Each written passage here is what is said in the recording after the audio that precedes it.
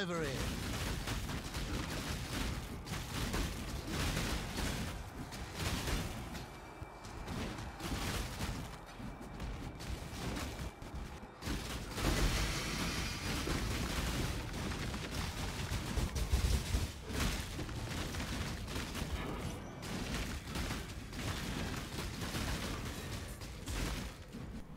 And those are the sweet, beautiful sounds of the new build. So, hey there guys, Mathel here once again.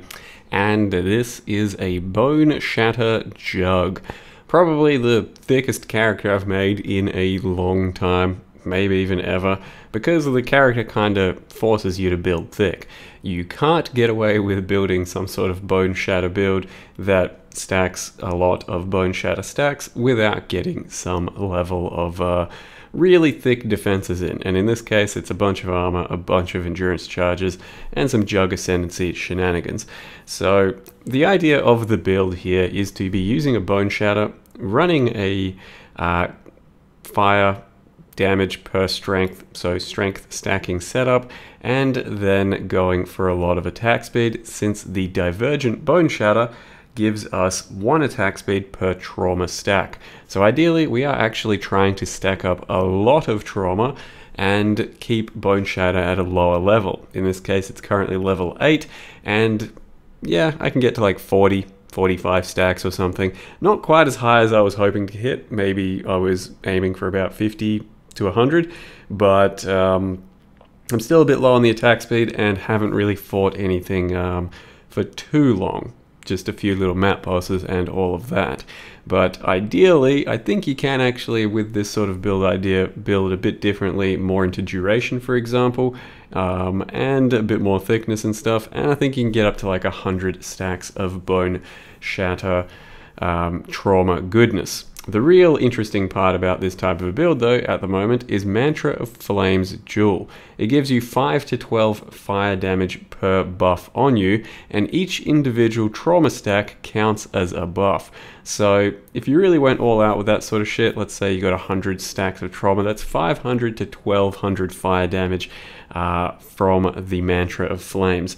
And I think that is totally possible, but I just can't see a way to make that work with the way I'm trying to build, with all kinds of crit and bit of like strength stack, and I don't know, it's not quite too feasible in the way I'm building anyway. And I'm fairly happy with how it's turning out at the moment either way. You can see the damage starts to really ramp after getting trauma stacks, and as well as that I've been using the behead support, so things that are less than 50% life start to take more damage, and otherwise it's been a very fun and enjoyable thick character to play thus far. You can see that it is well capable of taking hits. You can see that it has a lot of attack speed. I can't utilize multi-strike because we don't get to use Ancestral Cry, and as well as that, multi-strike only gives you 1 trauma stack for the 3 attacks, so it's inefficient to try and stack trauma that way. But otherwise it's been good, and I'm looking forward to seeing how it performs in endgame. I think it could end up having 2 to 3 million DPS according to my little calculations, and then while being thick, that makes it a pretty good character. So let me dive into how I've built it so far. So here is my current character, level 87, called Jug, called Diversifying the Meta. Boneshatter, Ellie, attack speed stacking, you know, bit of a wonky build. So I'm building around basically just some added fire to attacks with strength. So it's kind of like a Brutus Lead Sprinkler weapon. However, it is worse at this point. Let me just grab that for you so you can see. Brutus Lead Sprinkler is really hard to beat as far as a strength stacking weapon is concerned, because it's got a much bigger number, 4 to 7 per 10, and it's already got some pretty decent suffixes, especially for the crit versions.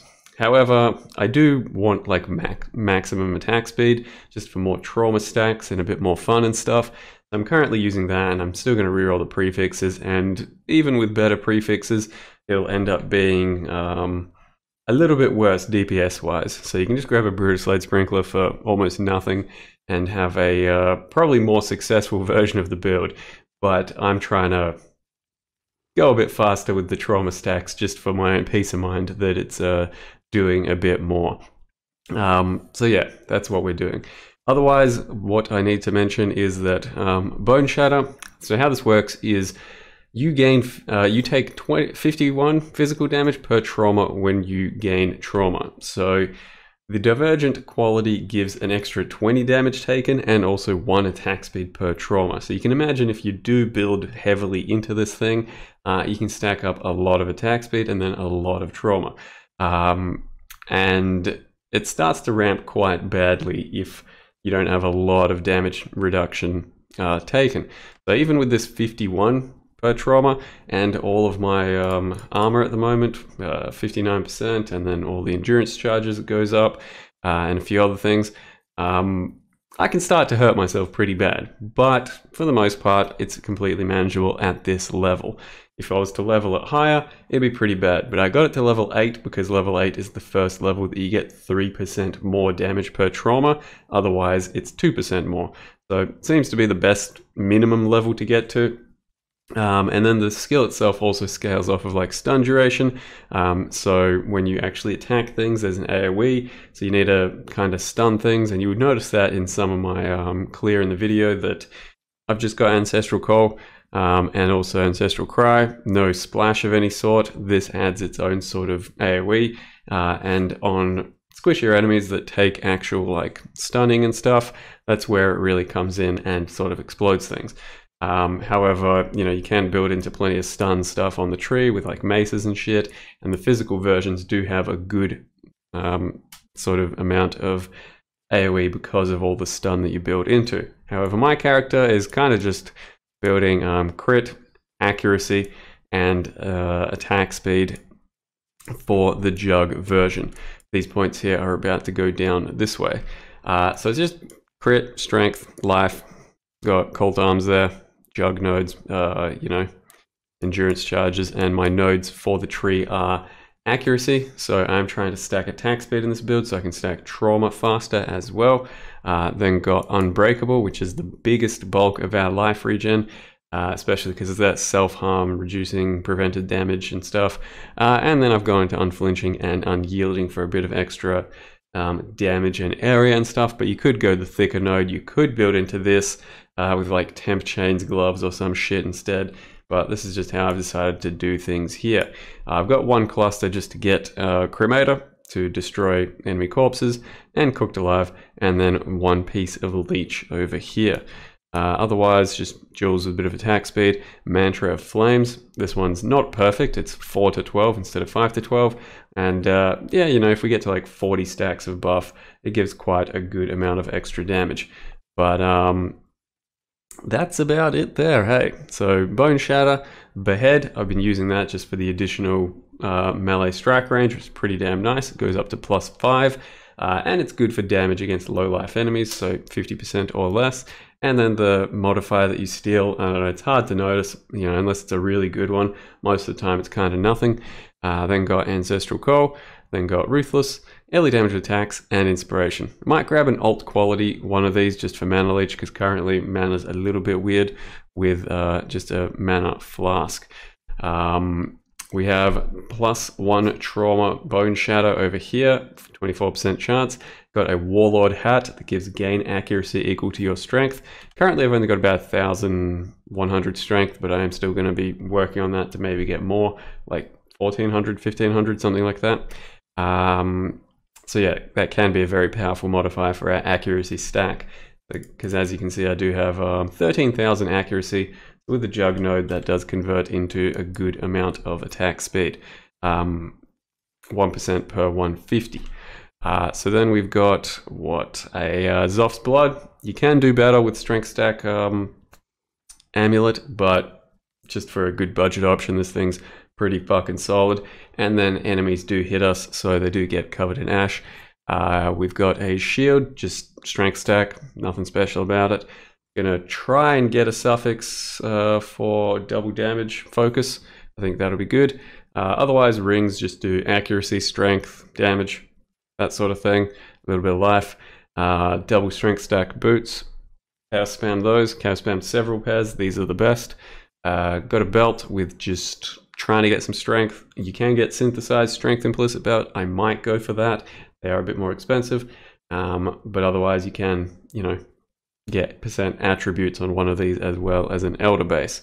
And then we're using Oscarms for assassin mark on hit and a bunch of crit per accuracy. So it fills out a lot of the crit on the character, and as well as that I've got my life tap support here, so that makes the assassin mark cost life. I've then got wave of conviction and cast when damage taken. So when I take damage from myself, I'll be throwing out wave of convictions for the exposure. I've got precision over here, so yep, cast when damage taken, yep. Over here I have a vengeance, phantasmal vengeance. Every single time you are dealing damage to yourself, chance to proc this thing. So vengeance with combustion, because that'll combust enemies nearby.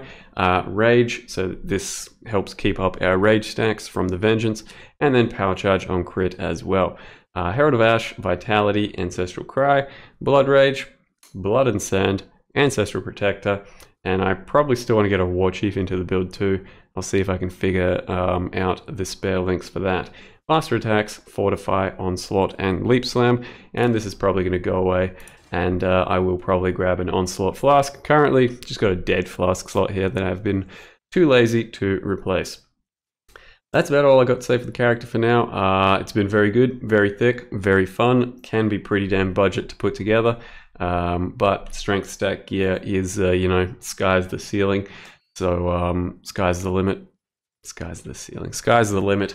You can get more expensive shit and really put it together to be quite a beast.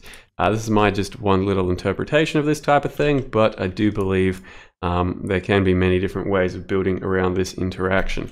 So yeah, can recommend so far. Only been up to like tier 12s or something, but it's been very solid, and I do hope to post a nice follow-up video for endgame for the first time this league, since I've been taking it pretty easy otherwise. So thank you very much for watching, and I'll see you guys next time.